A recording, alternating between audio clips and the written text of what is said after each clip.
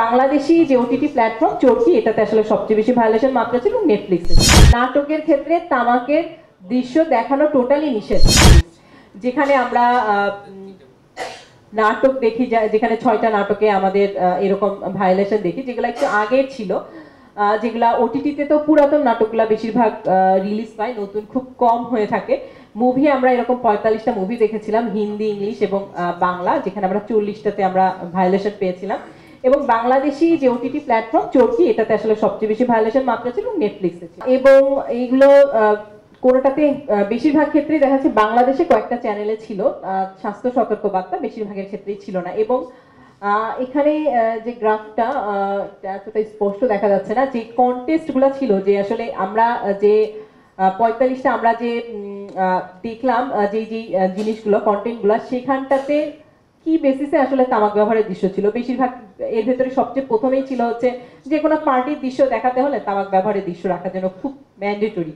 তার হতাশা কাজ করতেছে তামাক ব্যবহারের দৃশ্য, তার কোনো ধরনের পরিবারের কেউ মারা গেছে, হতাশা দেখানোর ক্ষেত্রে একই রকম ভাবে তামাক ব্যবহারের দৃশ্য। আমরা আমাদের এই গবেষণাটা করার অন্যতম একটা উদ্দেশ্য ছিল, বাংলাদেশে ওটিটি প্ল্যাটফর্ম তো চালু হয়েছে অনেক আগে থেকে, 2013 থেকে বঙ্গের মাধ্যম দিয়ে বাংলাদেশে ওটিটি প্ল্যাটফর্মের যাত্রা শুরু হয়, কিন্তু বাংলাদেশে এখনো পর্যন্ত ওটিটি নীতিমালাটা হয়নি। আর নীতিমালাটা না হওয়ার জন্য এই ওটিটি যারা চ্যানেল ওনার আছেন তারাও এই জায়গাটা সুযোগ নিচ্ছেন। তাদের তো কোনো বাধ্যবাধকতা নাই, তারা আসলে এই ধরনের দৃশ্যগুলো থাকলে, এই ধরনের কন্টেন্ট যখন তারা নিচ্ছে, তারা প্রচারের ক্ষেত্রে তাদের কোনো ধরনের আইনি বাধ্যবাধকতা যেহেতু নাই, সেক্ষেত্রে তারা এগুলো কোনো কিছু অনুসরণ করছে না।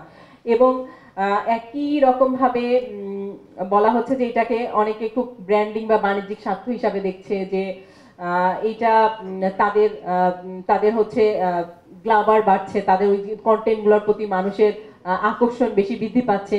এবং আমরা মনে করছি, আমাদের যেমন আজকের এই প্রোগ্রামটার অন্যতম উদ্দেশ্য ছিল যারা মিডিয়া কর্মী আছে তাদের আসলে তামাক নিয়ন্ত্রণ আইনের হয়তো আমরা বেশিরভাগ ক্ষেত্রে সাধারণ মানুষ কি জানি যে এই পাবলিক প্লেসে সিগারেট খেলে তার হয়তো এই টাকা জরিমানা হচ্ছে, এতটুকুর ভেতরে বেশিরভাগ সময় আমাদের মানে নলেজটা হয়তো সীমাবদ্ধ। কিন্তু এর মাঝে আসলে কতগুলো জায়গাতে বাধ্যবাধকতা আছে। এই যে মিডিয়ার যারা তারকা আছে তাদেরকে নিয়মিত ভিত্তিতে তামাক ব্যবহারের ক্ষেত্রে প্রচারণায় তাদেরকে ব্যবহার করছে, কাহিনীকে ব্যবহার করছে, প্রযোজক পরিচালক যারা আছে তাদেরকে বলছে যে নায়ককে এই ধরনের, এতক্ষণ একটা সিনেমা 2 ঘন্টা 15 মিনিটের সিনেমায় আধা ঘন্টা ধরে সিগারেটের দৃশ্য থাকলে ওটা নায়ককে অনেক বেশি গ্ল্যামারাইজ দেখাবে।